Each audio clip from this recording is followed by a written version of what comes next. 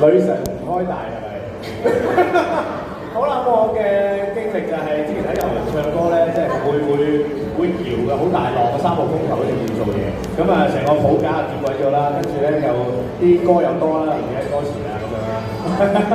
嗰度望前都係其中一個好旺嘅場上會出現嘅嘢嚟㗎。好啦，跟住到阿係，咁我最難忘嘅係琴日咯，因為琴日係我人生第一個舞台劇嘅第一場演出，跟住其實因為今個月都比較多事情發生啦，我用咗1個禮拜背咗晒。